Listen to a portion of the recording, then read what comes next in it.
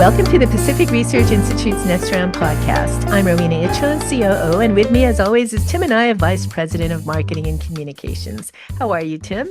I am great. How are you? Well, we got to talk about our Vice President, Kamala Harris, who is, as we all know, from California, and now the presumptive Democrat presidential nominee. So 48 hours after we put our last podcast out, Biden stepped down. So yeah, our podcast was a little bit dated, but everything was in such flux that we thought we would hold off until we know what's going on. So let's talk about Kamala, Tim. I'm disappointed that no other Democrat chose to challenge her. I thought since President Obama gave this late endorsement, lukewarm endorsement, that there was kind of an opening there. Got to remember that before the presidential debate, she was polling even worse than Biden. So I get that the Democrats, in the midst of all this chaos, as some party leaders wanted Biden to step down, that they would want a smooth transition. But I got to believe that, all these presidential hopefuls, Governor Newsom included, probably wasn't worth all the hurdles of making a bid so late in the election cycle now. Or maybe they just didn't want to challenge Trump. I suspect probably a little bit of both. What do you think? Well, I think it's number one, a sign that despite the chaos that you see in social media and kind of at some of these events between the AOCs of the world and the activist base of the world and more establishment Democrats like Joe Biden, at the end of the day, there is a Democratic machinery. And when it's activated, they pretty much all fall into line. And it's kind of what you saw in that 24 to 48 hour period with Harris effectively clinching the nomination. The other thing I would say on that is people forget, we'll go through the pluses and minuses of her as a politician and on the issues in a bit, but Harris, of course, as we know, had a disastrous 2020 presidential campaign, probably one of the worst ever by someone out of the gate with seemingly such promise. People don't remember when the race was on to pick Joe Biden's running mate. Remember, Joe Biden said, I will pick a black female to be my running mate. Well, really, the candidate who was the head of the pack at that time was not Kamala Harris. It was Karen Bass, now the mayor of Los Angeles. Then she was a member of Congress. And people forget that it was Kamala and her people that were elbows out to get her the vice presidential nomination. They leaked some damaging stories about Karen Bass going on a trip to Cuba and things she had said about Scientology and her relationships with that. So yes, she might have a shaky public persona, have a lot of flaws on policy and as a debater and such, but she obviously had a team around her that when opportunity knocked, they were ready to do whatever they needed to do to open the door. And I feel like that's what happened here. Maybe not them having to put out negatives on prospective other candidates, but that they were ready to go full board to get her that nomination and strike while the iron was hot in that period after the president dropped out of the race. Well, she's certainly raised a lot of money that's been reported. There's a lot of excitement in the party for her and probably a lot of relief that they have a nominee who is at least actually physically fit to go through a grueling presidential campaign. But I think once this honeymoon period is over, I think there's going to be a lot of buyer's remorse in the party for her. She represents the extreme left of the Democratic Party, and it doesn't look like she's going to move closer to the center. It'll be tough to try to win those independents in those swing states. Well, yes, because number one, in all of this, right, 4,000 plus Democratic delegates who are largely party insiders are picking the next president. It's not the voters. Now, people may argue, well, it's the Biden-Harris ticket, so they would have voted for her. Actually, in the presidential primary, you don't vote for a vice president. You only vote for a presidential candidate. So not one vote has been cast for her during this presidential nominating period to date. You're really taking a leap of faith going there without any votes being taken. I think when you look at her as a candidate and you look at the rollout, you can't forget the disastrous 2020 campaign that she had, the ultimate takedown of her in that Democratic primary debate by Tulsi Gabbard. I would argue she's never really recovered from that moment. There's no question that there was a lot of enthusiasm that came with the announcement that Biden was dropping out and Kamala was coming in. But I think that's just a fact of you had an incumbent who was running a very uninspired, lethargic campaign with real questions for years, not recently, about his health and energy and ability to run an effective campaign, let alone be the leader of the free world. And then when you replace it to an actual live, vibrant person, well, it's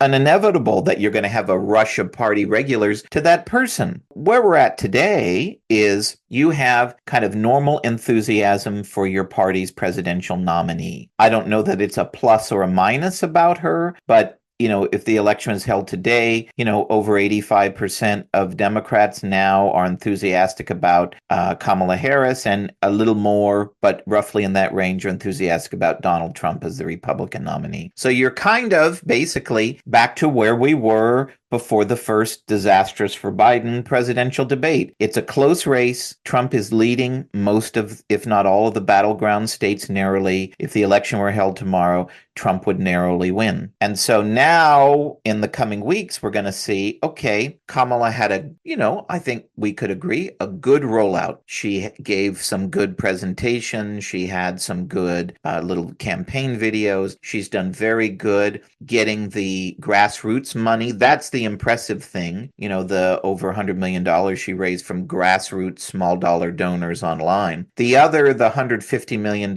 corporate money and PAC money, that was already on the table. They were withholding that from Biden as a pressure point for the race, but that's not new money, really. That's money that was kind of already out there. Now comes the hard part. Who's she going to pick for the running mate, which we'll get into in a minute? She has not yet sat down for a probing interview with an independent journalist. How is she going to fare with that? And then going through all these tough questions that have plagued her over the years and which she hasn't afforded herself well on immigration, on the Green New Deal, on single-payer healthcare, on crime. Can she come up with an agenda and work through some of these questions about her past statements that to now she hasn't moved the needle on those issues positively in her way. So while yes, she has had, in my view, a very good start, there are still a lot of questions that remain about her as a candidate, and there still are a lot of questions as to will she be able to overcome in this presidential campaign in 100 days, when you've had no time to prepare, real liabilities about her as a candidate and on the issues? Yeah, Tim, I'd agree with you there. Indeed, she ran a terrible campaign. It imploded early on. Although this time you have to assume that the Obama-Biden campaign operative elites are going to take over and run her campaign.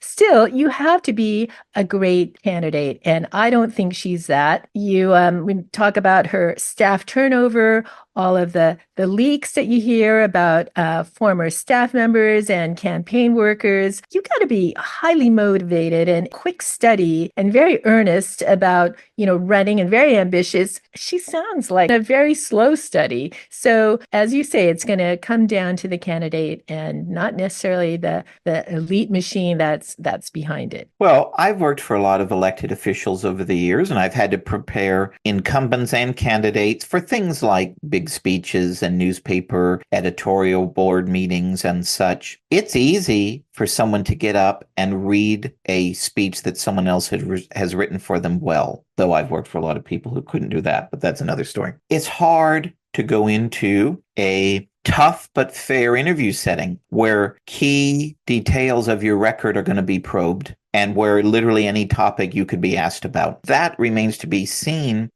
Can she handle that? How will she handle herself on that? How will she handle the tough records about the immigration policy that she did very poorly on? Her past support for banning fracking, Green New Deal, past support for Medicare for all, the kind of complicated record on crime in California. That's why you have, in normal times, it takes months and months for your team to kind of build a narrative and work through what works, and you put out your own policy prescriptions on it to try to change the narrative on what you've done in the past. She's literally got days to do all of these things, and she wasn't able to successfully do it in the past. And I think the jury is really out if she can do it going forward. So let's move on to her VP pick. Tim, you had a really terrific analysis that I heard before we started the podcast. So maybe you can share that with some of our listeners. So as of this taping, we're taping this on Monday morning, the 29th. She hasn't picked her running mate yet. It's anticipated she will pick her VP sometime this week because they're planning to have a virtual vote, I believe, by the 7th to officially nominate the ticket in advance of the convention. And that's to satisfy getting on all 50 state ballots. So when you look at her and kind of where she's at, the old adage, and we talked about this on our last podcast going through the convention and J.D. Vance, a running mate typically doesn't help you, but it sure can hurt you. And so she's at a point where, well, she certainly does probably need some ticket balancing, but also what can help her win? What can get her to 270? And so you have basically two schools of thought. So one, you can go with a person who will get you a state, a key state. And so right now you have basically a few governors who could get you that state.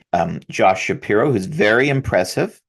If she picked him as his running mate, she would probably win the state of Pennsylvania. And that might be what gets her over the top because the Democrats can't win without Pennsylvania. But he has, of course, the landmine that Democrats have to walk through of anti-Semitism within their party's base and the whole Gaza issue. Josh Shapiro is a Jewish American, and that may be a headache. She just doesn't want to dealing with that controversy and dealing with it. You'd have to deal with that issue continually through the campaign. Another thought that would be helpful is Governor Cooper of North Carolina. People are sleeping on North Carolina as a swing state, but Harris with her appeal to women and African Americans and Black women particularly, and Governor Cooper is a very popular governor and has proven ability to win a key Republican-leaning state, and also the enthusiasm that they would get with college students at Duke and Chapel Hill, that they could win North Carolina. That would be a critical block for Donald Trump in the Electoral College. So either one of those could be a potential choice. That would be a good choice that would help her electorally. The others on the table,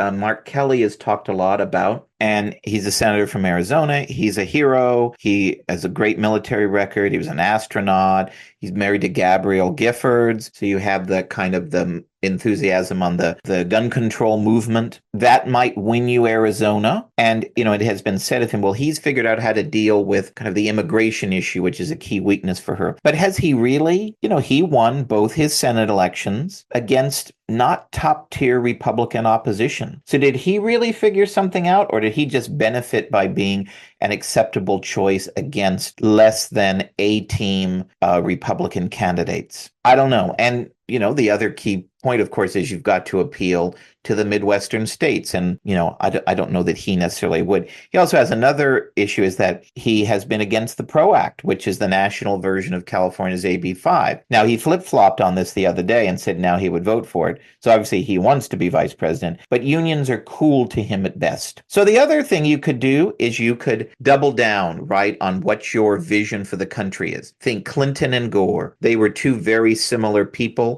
So your running mate is kind of an echo of what you're trying to do. And I think on that score, the person that you would pick is Pete Buttigieg, that they offer kind of the same type of change. They would complement one another very well. It's past versus future. It's the different kind of politics that they want to see for our country. And he is a very effective campaigner. He's very good in media. He's smart. He thinks well on his feet. He would do well in a debate. But does he bring you the votes you need to win Pennsylvania? Does he bring you the votes you need to win Nevada? Does he bring you the votes you need to win Michigan? I don't know that he does.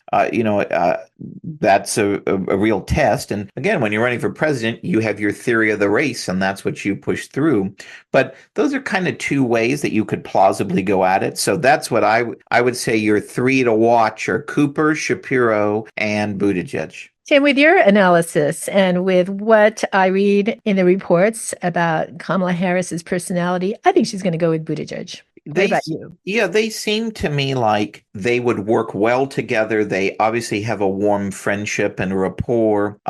They would be a good partnership as president and vice president. I very much could see that, but I don't know that that is the best strategy for her to get 270 votes. If she was not thinking as far as electoral calculus, I think for sure she would probably go with someone like him. Well, overall, Tim, and I could be wrong on this, I still think that Trump has the advantage. He just needs to restrain himself, take the name calling out, and run on his record and run on the horrible Biden-Harris record. And I think he's in pretty good shape going into this fall. Yeah, I think that's right. I think he certainly has some advantages at the moment, but the real advantages that he had out of the convention and, thinking that he was going to run against Biden, those have dissipated a bit. And so now we're at a point of we're back to kind of that normal race that we had before the disastrous June debate for Biden. And so if he continues to push the, messaging on inflation, the messaging on crime, the messaging on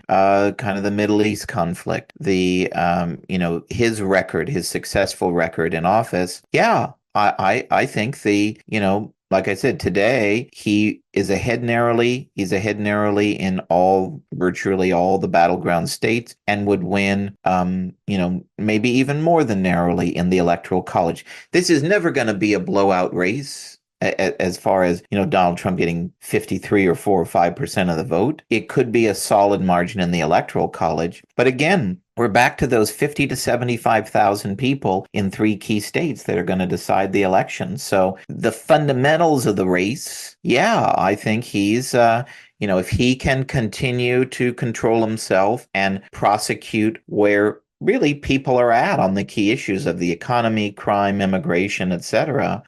Yeah, it's a favorable way forward for him. So, Tim, let's turn for a moment to what's happening here in California. One of the big surprises, for me at least, was that Newsom ordered homeless camps to be cleared after the grants pass decision in the Supreme Court. So, of course, not all camps, only areas where the state has jurisdiction. But I got to believe that if he does it, it will pave the way for other mayors and city councils to do the same. It's interesting that he didn't bow to the ideological faction of the Democratic Party who was against grants pass and against really moving or clearing out these encampments. But you got to believe that everything the governor does these days has an eye towards the big run in 2028. And I'm sure he wouldn't want to have this disastrous homeless record, on his watch. So were you surprised? It's certainly, I think, more about legacy and image than action, because if you look deeper into what it is, well, he can have action with an executive order on, say, on state parkland or along state highways or things like that. The rest of it really is kind of urging or recommending. So cities don't have to listen to him per se, and do anything. Now, I think you could argue it's politically smart because the public, is with him on that. Yes, of course, these encampments should be cleaned up, but you're also kind of setting up another bit of failure, right? Is really anything going to happen from it? Now, we've heard Mayor London Breed say that the city of San Francisco is going to start doing this, but in a week or two. Well, what are we waiting for? I mean, I know we have to, you've got to get kind of some, the troops lined up and some infrastructure in place to do it. But why is it always we're going to do it in the future? I think the public is more than frustrated with the lack of action. And, we got this favorable ruling from the Supreme Court. And certainly, Governor Newsom and many mayors supported that and filed amicus briefs in the case. I think the public is demanding action. So Newsom is tapping into that sense of frustration. But I don't think I would expect you're going to see a major difference from the executive order, because really the governor can't force a mayor to do what they don't want to do. So I think for our podcast this week, we couldn't have had a better setup for this week's podcast than the governor's executive order.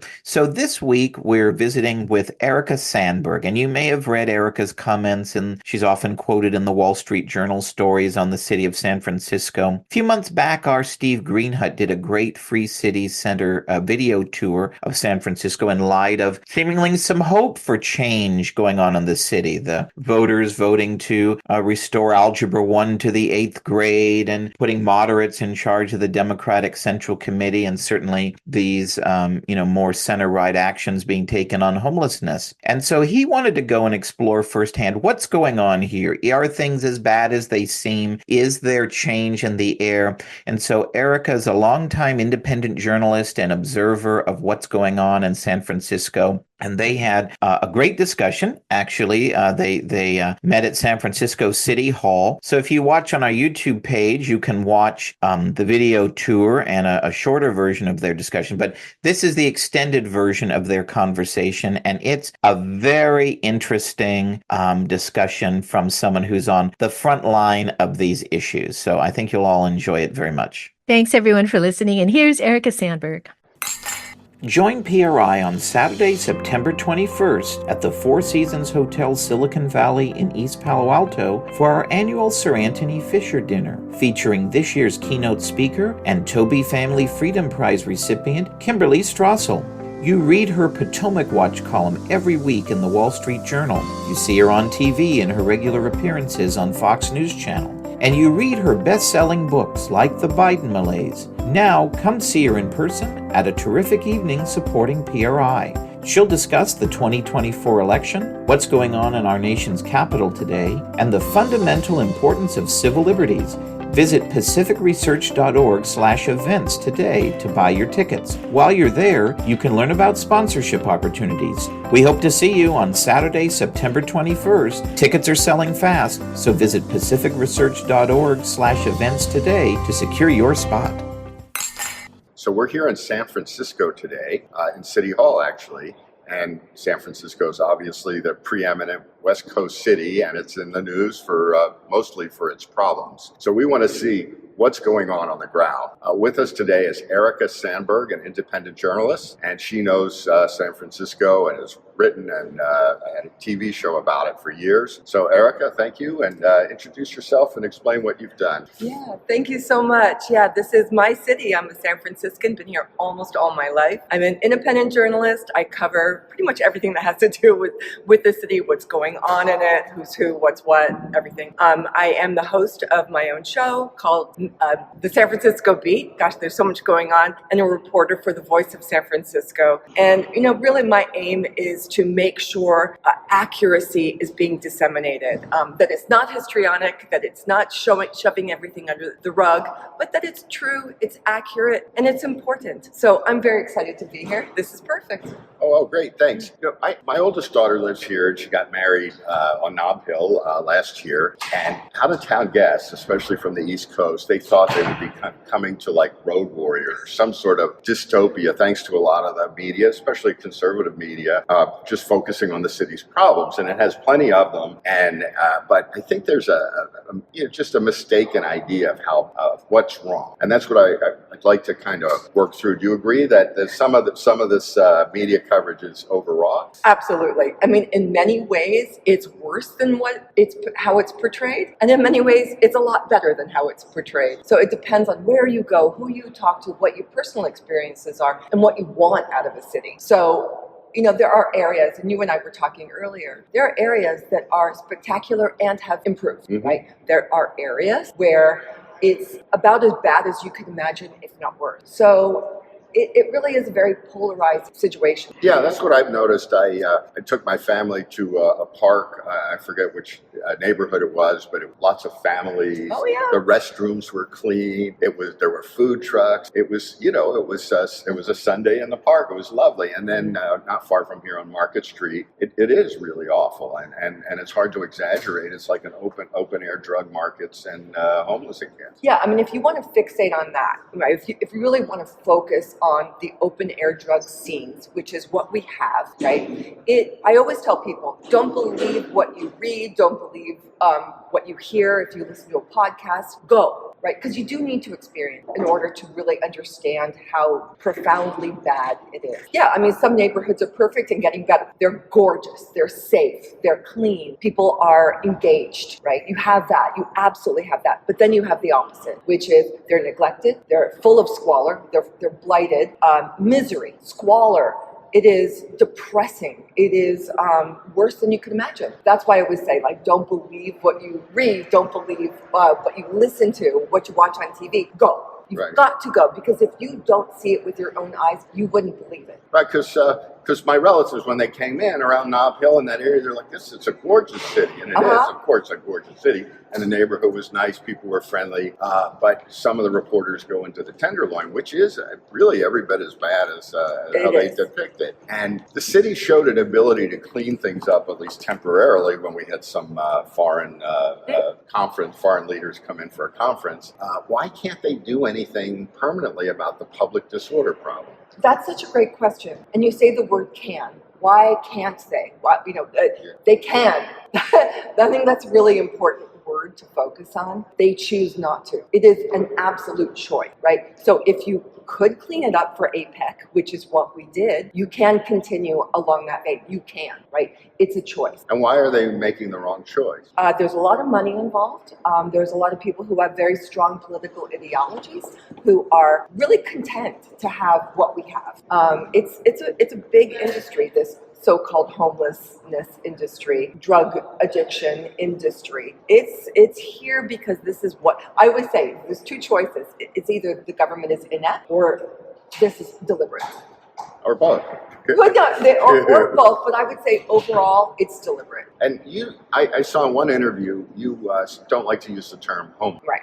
And explain that. I agree where you're going, but explain that. Yeah, it's interesting because we've been, I think, trained to see what we see on the ground level as a homelessness issue.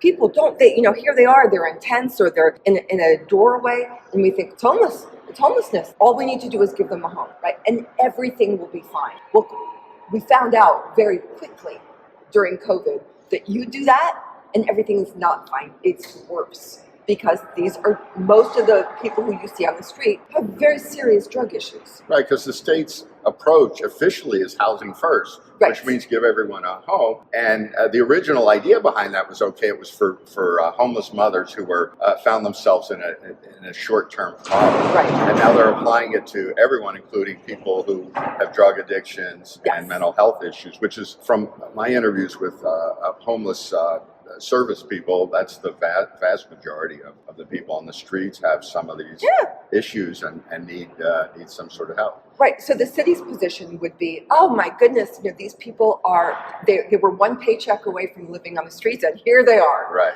And you're looking around and you think it defies what I see and what my common sense is telling me. Which is, as you can see, somebody who looks close to death. They didn't have a job last month or the month before or the month before. That's not what this is about. It is very serious substance use problems mixed with the mental illness that comes along with it. And so that's what you get. You put somebody in a home, it's going to be a disaster. People need medical treatment, psych treatment, and detox. Plus, the city, when it builds homeless housing, it's $800,000 and more a unit, and there's just not enough money in the world to build them. There is not nearly enough money in the world. We will never get there. It's kind of like this dangling carrot, right? That, if only we had more permanent supportive housing, we would be fine. And we kind of keep going in that direction, and the carrot keeps moving, right? And that is exactly what we see. Well, and the other issue, and we talked a little bit about this before we went on camera,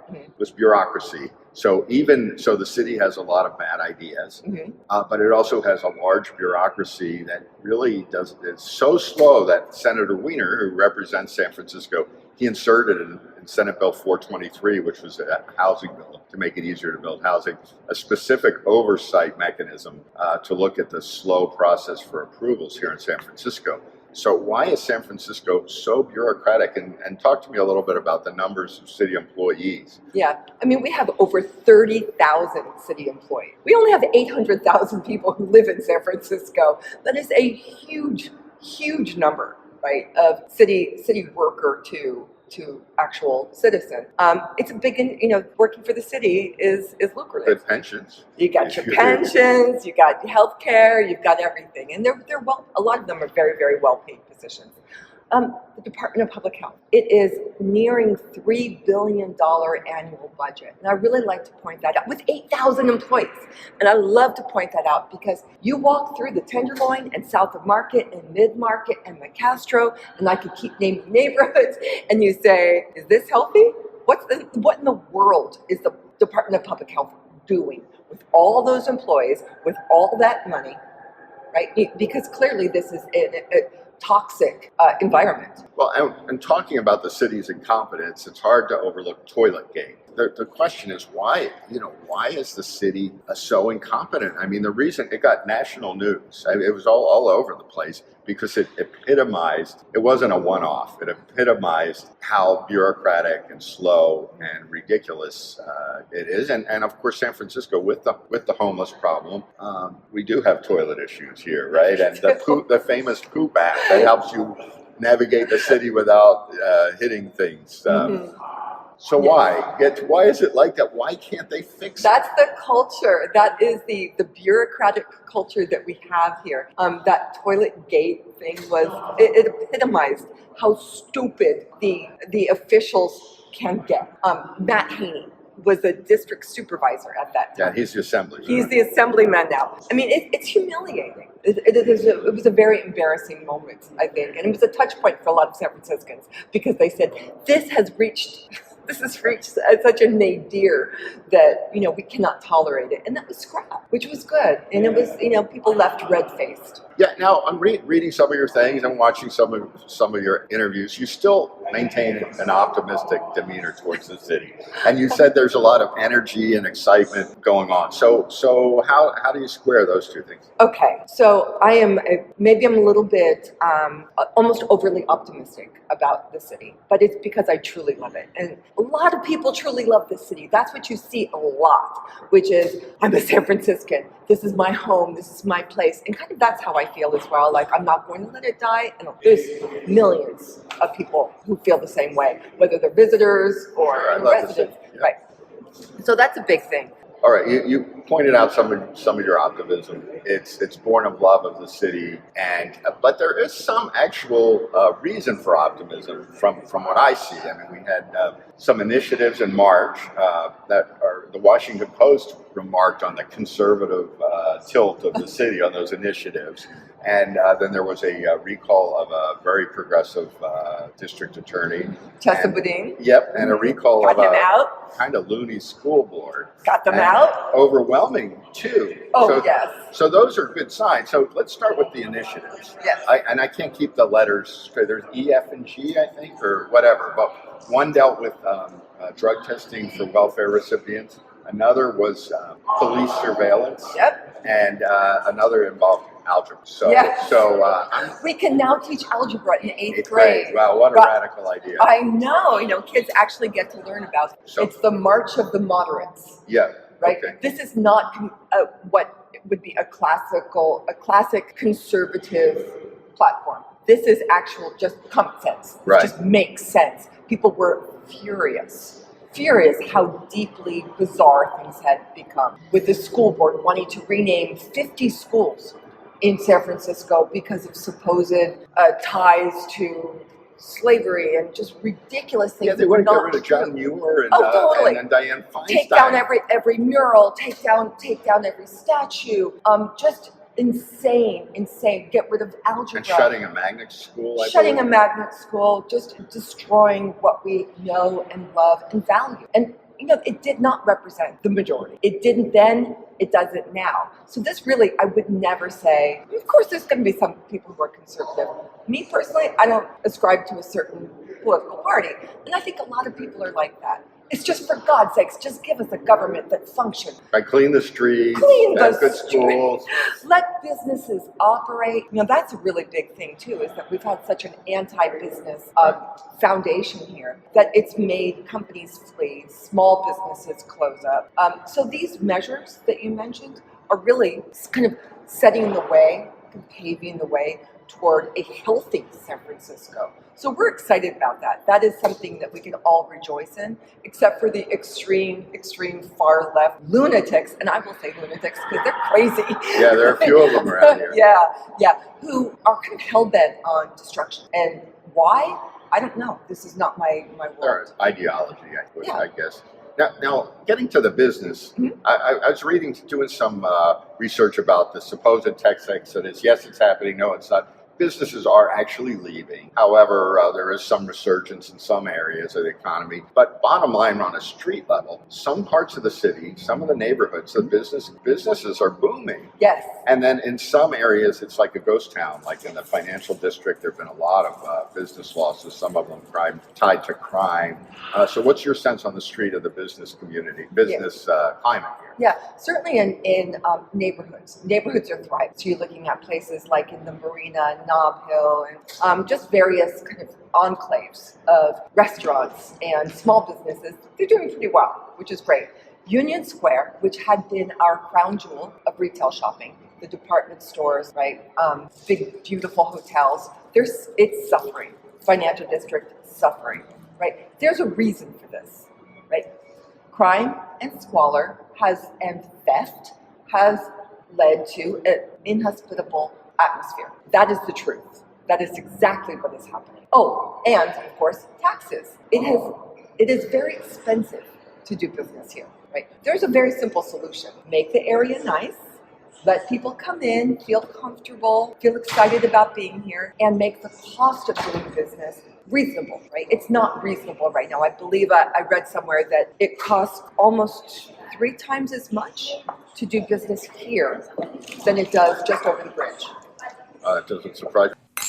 We'll get back to our great guest in just a moment. But first, are you following PRI on Facebook? By following PRI at facebook.com/Pacific Research Institute, that's all one word, you'll be the first to read free market ideas from PRI's terrific team of scholars on all the hot issues like education freedom, single-payer healthcare, crime, homelessness, green mandates like the ban on natural gas appliances, and more.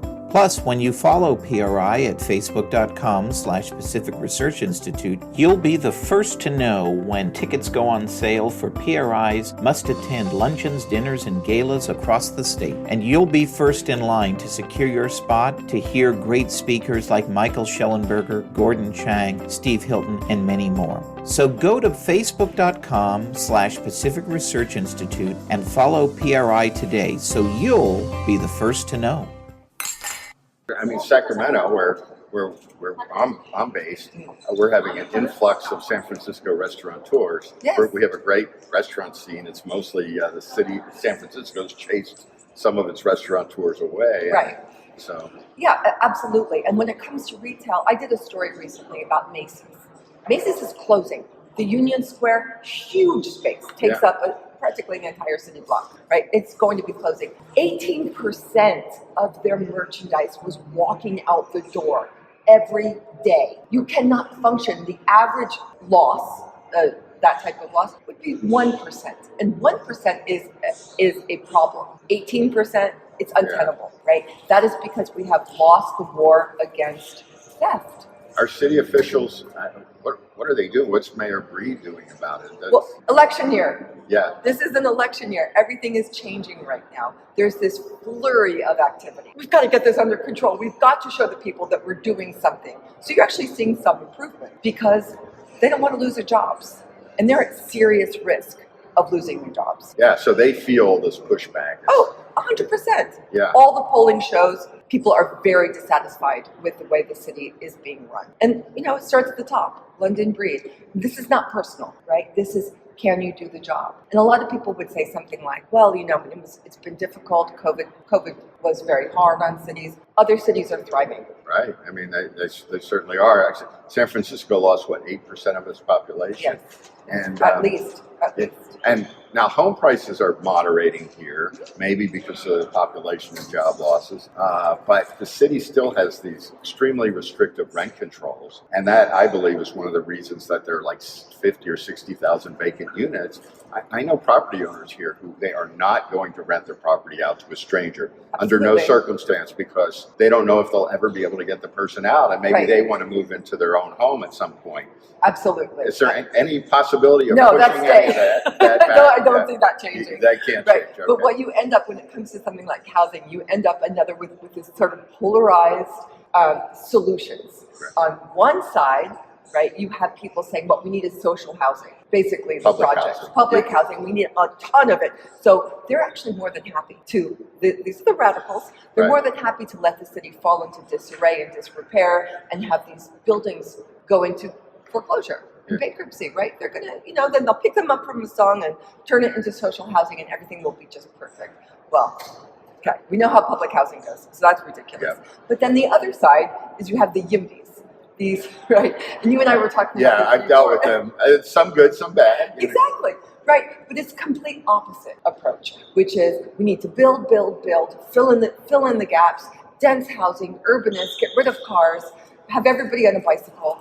And if not a bicycle, an e-bike, just kind of like these wild things. And it leaves the middle pointing the fingers going, you're crazy and you're crazy. I don't like this and I don't like that. Yeah. So really it's this gap that has emerged when it comes to housing.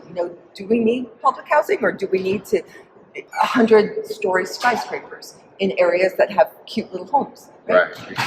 Well, we argue for, allowing markets to work. Yes. So if there's the problem with the YIMBYs is they want to subsidize all this housing, and a lot of them don't even like historic buildings. Are like, I read them on Twitter, and they're like, just pull down those neighborhoods and put up, box housing. And then they get pushed back, and they say, well, we never said that. Right, except I'm reading it on Twitter. Yes. And people still like to have cars. I mean, it's nice to have a functioning transit system, but transit's important, especially in a big city. But this whole ban cars and stuff. But we have inventory. That's, like going back to your question, is that there are homes that are not being rented out, not being leased out. There are. We do have them. It's what you just mentioned, which is it's a problem, is that there's a lot of hesitancy about renting them out. Yeah, that's my sense. And then as far as transportation, so BART has its hand out there's a bill, I think, that would allow them to raise taxes. The regional transit agency overseeing BART, which represents like 17 Bay Area transit agencies, they want to be able to raise more taxes, but ridership's declining. Yes. And do you take BART or Muni, and what do you think? What's it like? I haven't ridden on it for a while. I don't own a car. I haven't had a car in a long time, very, very long. And so I do take public transportation on a regular basis. Some good, some bad. BART can be a drug-fueled mess. Where it's really kind of scary and unpleasant. Yeah, surveys show a large percentage of people are afraid to use it. There's a pretty, for good reason, you're stuck on a train. Yeah, I know, right? Right. It's one thing to be able to get off at the next stop, which will only come as you would on a bus, right? It's going to be coming up in like a minute, as opposed to you're on for a good 15, 10 minutes, 20 minutes, and you can't leave. And you're being threatened. It's very, very scary. So I think that has put people off. It's also dreadfully mismanaged when it comes to their budget. They don't know what they're doing. I wouldn't even begin to try and fix BART's problems. Yeah, and Muni, they're running underwater, right? Now what they want to do is tax Uber and Lyft. Oh, to pay for it, right? Exactly. And I'm thinking, is that always the answer? That's always really. It's always the answer. Yeah, I wrote a short booklet for the Free City Center about putting customers first. I mean, the idea that these transportation systems do not view us as customers, and they're just these big bureaucratic agencies, and it's so hard to get them to adopt reforms that make people want to use it rather than punish us for using cars or Uber, and that seems to be so that's still the outlook here. Yeah. So, and let's and one thing too, I saw this was on Twitter. the BART people, the YIMBY people are all excited. BART, after like 2 years, finally opened a public toilet. And I think toilet seems to be a resounding theme here with the issues we've discussed. But, and they're showing pictures of this dismal bathroom. Like this is some great accomplishment. I believe there was and we're not joking, there was a toilet paper snipping at the grand opening. Like any normal business would have functioning restrooms for customers. But we can't. I mean, so that goes back to what the foundation of the problem is, which is our drug crisis.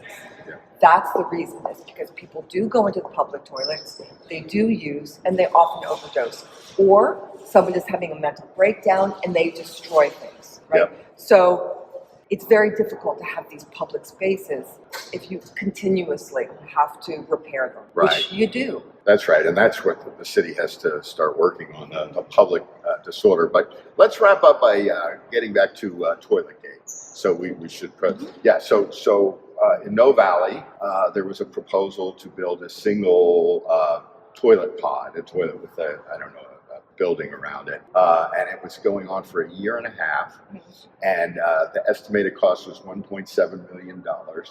And the city, a private contractor donated the toilet and the toilet building, and another one offered to pay for the work. And it just, as you mentioned, it just completed. It's probably been 2 years, and it seems to epitomize San Francisco's bureaucratic incompetence. What can we do about it? Oh, yeah, that's a big question. What can we do about that? Yeah, it was a huge embarrassment. At the time, it was hailed by Matt Haney, who was the supervisor of the district, or one of the supervisors. Now assembly member. Right, now assembly member. And it was embarrassing. This became public and international news, right? Because you've got to be kidding. Almost $2 million to build one single toilet.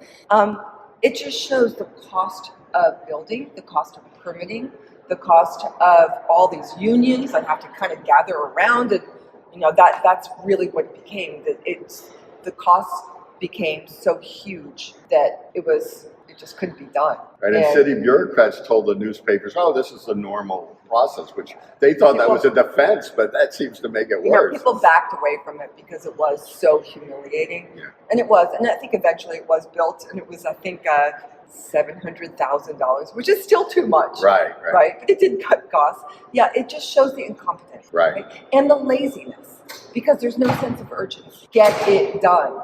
Fix it. There's nobody kind of behind them pushing them to find solutions, get them done quickly, cheaply, but still high quality. There's nothing. There's no incentive. Right. Except maybe some of this pushback from voters. Things are changing. Yeah. Things are changing. We are literally in this moment of watching a transformation of people's attitudes, of who they're supporting, of basically, kind of an awakening. Yeah, so let's finish. In fact, we're woke. well, let's finish on that. So you're still fundamentally an optimistic person. Mm-hmm. So share again why you're optimistic and where you see the city going in the next couple of years. I'm seeing the scrambling of people who are the radicals who have held this city back for so long and have done great damage. It's almost like, this is going to sound like a terrible analogy, but it's almost like you took a thumb and you put it on a line of ants. Right, and then the line of ants are just sort of scrambling around. We don't know what to do. We don't know where to go. Right, and that's what that to me is what it seems like. But moving forward are these people who are really dedicated and excited, and they're making change in the right direction. And there's a lot of money too. Let's face it. San Francisco's a gorgeous place. Right. It's got the bones. It's got the structure. Fill it in with the good stuff, which is what we're starting to see. AI is huge here. Right. Artificial intelligence, this industry, but we really do need to be a lot more diverse when it comes to businesses, different industries, different sectors. Sure. And I think that's starting too. There's some obscenely stupid ideas that are coming out, like Mayor Breach, who wants to have San Francisco downtown into a historically Black university center. I'm like, how many people would that bring? What would that do? It's just dumb. These are dumb ideas. Yeah, they're ideas that city officials dream up, right? Right, but I think when they put it on paper, when they put that out to the public, they're now seeing that the public says, we're not going to support that. Yeah. We don't want that. We want a sensible approach. So that's the good news. That is really the good news, is that people are very dedicated to the city. So- Very. So the city's going to get better, you think? That Oh, would be- 100%. Yeah. Yeah, sure. Yeah. Okay. Well, good. Well, thank you so much. If you like this episode, please tell your friends and subscribe to PRI's podcast at iTunes, Google Play, TuneIn, iHeartRadio, and Spotify. And when you're on these platforms, don't forget to give us a big 5 stars. If you don't subscribe to any of these, you can still listen on PRI's YouTube page, youtube.com/Pacific Research 1. That's the number 1. Thanks for listening. I'm Rowena Itchon. Hope you'll come back again for next round with PRI.